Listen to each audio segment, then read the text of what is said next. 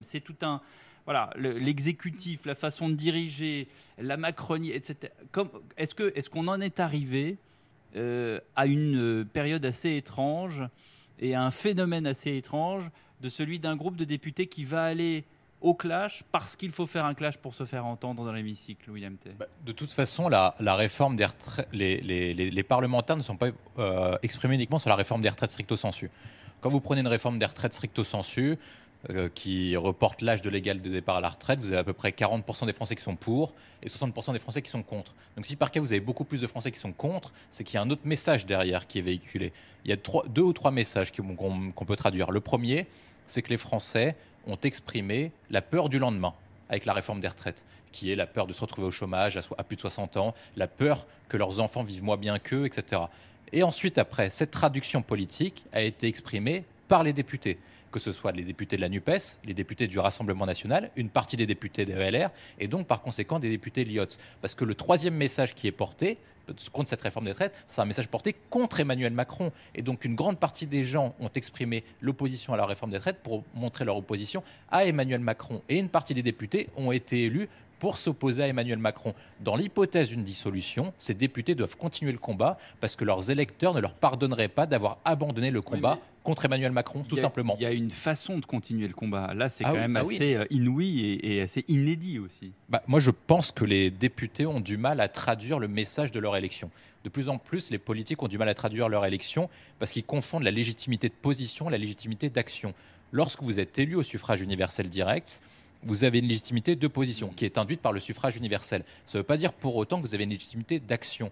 Or, les députés, les ministres et en l'occurrence le président de la République parfois confondent les deux. Je vais illustrer par un exemple. Lorsque le président de la République dit « j'ai été élu », pour réformer les retraites de 62 à 64 ans. Il pense qu'il a été élu pour ça. La vérité est autre, c'est qu'il a été élu principalement au second tour pour faire barrage contre Marine Le Pen. Or, il y a une confusion entre le programme et les raisons de l'élection. Et les députés LIOT... Vous savez bien que c'est un argument qu'il ne veut pas entendre. Il ne veut pas entendre, mais... Et je traduis ça également de l'autre côté, les députés du Rassemblement national, les députés LIOT et les députés de la NUPES pensent qu'ils ont été élus uniquement pour s'opposer contre Emmanuel Macron purement et bêtement. Or, les électeurs ont souvent traduit des messages qui étaient complémentaires. Est-ce que les députés de la NUPES ont été élus uniquement contre Emmanuel Macron ou pour porter un message économique et social? Est-ce que les députés du Rassemblement national ont été élus contre Macron ou également porter un message sécuritaire? Est-ce que les députés LIOT ont pas été élus pour porter un message soit des centristes pour ceux qui sont centristes, soit d'ultramarins pour ceux qui sont ultramarins? Sur votre contrôle, qu'une présidente de l'Assemblée nationale prenne autant position sur un texte sur le fond, en fait. Bien sûr, parce qu'il faut rentrer en fait à l'historique de la Ve République. C'est que la Ve République a été conçue en période de grave crise pour permettre d'exercer le pouvoir en période de grave crise. Or, que fait Yael Braun-Pivet? Elle utilise ce que Michel Debré avait appelé la boîte à malice, c'est-à-dire tous les articles de la Constitution moins connus du grand public. On peut citer l'article 40, le 47-1, qui permettent à l'exécutif, a fortiori au président ou au Premier ministre ou à la présidente de l'Assemblée nationale, comme c'est le cas en espèces, de pouvoir sortir sa majorité, fût-elle absolue ou relative, d'une impasse politique. Ce qui est certain, c'est qu'il y a plusieurs problèmes dans ce que vous William dites. Parce que Yael Braun-Pivet est présidente de l'Assemblée nationale. On a un premier principe, c'est qu'il y a la séparation des pouvoirs entre le gouvernement, l'exécutif et le législatif. Or, Yael Braun-Pivet était initialement pour le fait que le texte soit examiné. On peut dire qu'on est pour ou contre le texte, c'est pas ça le sujet. C'est que le texte soit examiné par l'Assemblée nationale. Le deuxième élément, c'est que vous le savez en spécialiste du droit, c'est que la coutume fait partie du droit. Or, dans la coutume, l'article 40 en termes stricto sensu dit l'article était recevable. Pourtant, en coutume et en tant que pratique parlementaire, depuis 1958, on a considéré que les amendements qui étaient portés devaient être examinés, quitte à ce qu'ils soient considérés comme irrecevables par le Conseil constitutionnel. Or, là, ce que fait Yael Braun-Pivet et le bureau macroniste, c'est qu'ils s'opposent à la fois aux droits et aux coutumes, tout en prétextant utiliser le droit à leur propre fin. Mais ils dévoient la Constitution de la 5e uniquement à leur propre objectif, et ils ne se posent pas, non pas en garant de la Constitution, mais ils utilisent uniquement des artifices de la Constitution, à propre dépens. C'est ce qu'on se dit après le RN. Bon, elle est là parce qu'elle est là, elle est là parce que c'est une bonne techno, elle est là parce que finalement, il n'y a pas grand monde qui pourrait la remplacer, ou alors ça serait vraiment l'aile droite de la Macronie et non pas l'aile gauche comme souhaité. quel est le secret finalement du statu quo Elisabeth Borne? Il est multiple. Moi, je pense qu'elle doit partir, mais moi, je ne pense pas qu'elle doit partir maintenant. C'est depuis 1 an que je pense qu'elle devait partir. À l'issue des élections législatives, l'échec d'Elisabeth Borne relatif est lié par une incompréhension des élections. L'élection présidentielle, elle était l'illustration du fait que les Français ne voulaient être représentés ni par Mélenchon ni par Le Pen, et donc ils ont éliminé les deux pour faire élire Emmanuel Macron au second tour. Les élections législatives ont envoyé un message au président de la République qui était « votre projet est minoritaire, donc vous devez prendre en compte la nouvelle majorité qu'on vous donne, qui est contrainte ». Emmanuel Macron a fait une erreur, parce qu'il était bloqué aussi par son aile gauche, qui était on doit garder Borne pour ne pas battre le record à l'époque d'Édith Cresson, au bout d'1 mois, de se faire limoger au bout d'1 mois. Maintenant qu'elle a dépassé ce triste record, je pense qu'elle doit partir. Maintenant, la difficulté qu'a le président de la République, et il est multiple, c'est que, d'une part, il doit trouver quelqu'un qui n'a pas d'ambition présidentielle, pour ne pas avoir un blocage et de Bayrou et d'Édouard Philippe. Et ensuite, après, il doit trouver quelqu'un qui a équidistance entre l'aile gauche de la majorité et l'aile droite de la majorité.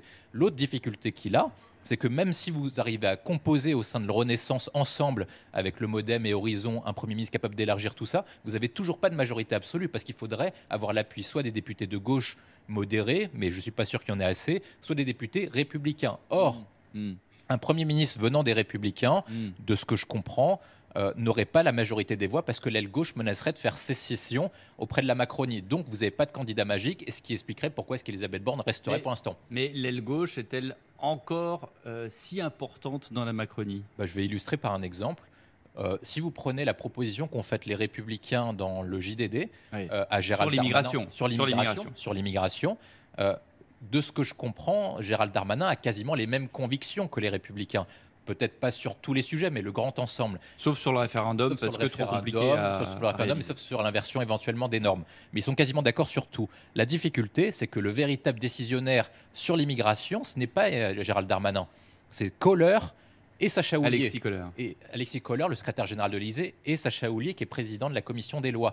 Et par conséquent, c'est-à-dire que Gérald Darmanin, qui est ministre de l'Intérieur, a moins de pouvoir qu'un député qui est ancien membre du MJS et ancien président des Jeunes avec Macron, qui dicte la politique migratoire de la France, alors qu'il ne pèse pas grand-chose aux yeux de l'opinion publique. Thomas Carpellini, intéressant ça. Copain, c'est... voilà, donc est-ce que...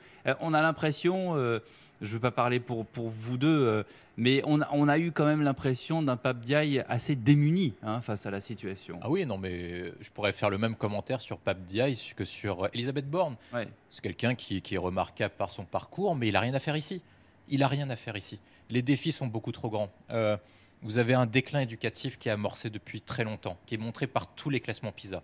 Vous avez des difficultés scolaires à tous les niveaux. Vous avez une école... Les Français fuient l'école publique, fuient l'école de la République.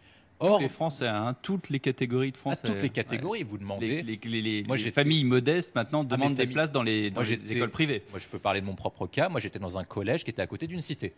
Et donc, les gens me racontent qu'ils fuient maintenant l'école. Tout simplement parce que c'est plus possible. Et donc, du coup, les Français fuient l'école publique pour plusieurs raisons. Vous avez une dictature du diplôme dans les sociétés occidentales. C'est-à-dire que si par cas vous ne réussissez pas vos études, vous êtes voué à un échec professionnel. Vous êtes labellisé par votre diplôme. C'est très difficile. On a dit que ça n'existait plus, mais ça existe encore. Mais c'est le cas. Voilà. Et vous n'êtes pas sur une société dite anglo-saxonne, vous pouvez vous rattraper après vos compétences sociales, etc. C'est très compliqué en France. C'est une société qui est hiérarchique. Le deuxième point, c'est que vous avez des agressions qui sont faites. C'est-à-dire que vous avez des bandes qui sont organisées, et c'est la loi du plus fort. C'est-à-dire que les échecs que nous vivons dans la société dite l'état de nature, etc., l'ère du capitalisme, comme le diraient les gens de gauche, ça se retrouve exactement à l'école. Ça veut dire que c'est la loi du plus fort qui règle. Et évidemment, les gens qui essayent de s'intégrer socialement suivent les plus forts. C'était le cas notamment des personnes qui harcèlent les personnes, non pas parce qu'ils veulent harceler, mais uniquement parce que si vous les intégrez dans un milieu social, vous êtes obligé de poursuivre cette voie-là. Et enfin, vous avez toutes les inégalités qui se retranscrivent à l'école, territoriales, sociales, géographiques et identitaires. Donc vous avez un problème à l'école. Et pour ça, vous mettez quelqu'un qui est complètement anachronique des thèses de l'éducation. Dans quel sens ? Il est anachronique dans la mesure où il reprend les thèses de Bourdieu, voire les thèses wokistes, qui n'ont plus aucun sens à l'heure actuelle. Anachronisme parce que ça n'a plus aucun rapport avec la société actuelle. La société actuelle ne repose pas sur un problème d'égalité, c'est un problème d'acquisition des connaissances, de méritocratie et de connaissances. Or, lui, il fait exactement l'inverse, il fait du nivellement par le bas. Alors contre la méritocratie. Il est contre la méritocratie, c'est une rupture hein. par rapport au projet de Blanquer. Or, les Français attendent un projet méritocratique de nivellement par le haut. Il y a un deuxième point, c'est que par rapport aux thèses qu'il défend sur les thèses de société, il reprend des thèses américaines qui sont inadaptées aux thèses françaises. Thomas, sur les réseaux sociaux, on fait quoi, UMT? Moi, je pense que les réseaux sociaux... On arrête? Les réseaux sociaux doivent être... Non, ça doit être... C'est un progrès. Moi, je pense qu'il ne faut pas arrêter le progrès, que le progrès est une poursuite, et que par conséquent, il faut pouvoir l'encadrer. Je pense que les réseaux sociaux sont une sorte de médias. Si les médias sont soumis à des règles, pourquoi est-ce que les réseaux sociaux y échapperaient? Vous avez, par exemple, Europe 1, vous êtes soumis à l'ARCOM, CSA, qui vous soumet à un ensemble de règles. Pourquoi est-ce que les réseaux sociaux échapperaient à ce type de règles dans la mesure où c'est un média qui permet de donner la parole à certains types d'acteurs? Donc, éventuellement, il y a deux sujets sur la question du harcèlement. Éventuellement, mettre quelqu'un, à l'époque, ce qu'on avait, un pion capable de pouvoir assurer la sécurité dans l'enceinte scolaire. Un surveillant général. Un surveillant général. Est-ce que vous ne devez pas mettre également un surveillant par établissement scolaire sur les réseaux sociaux qui peut être une solution à creuser?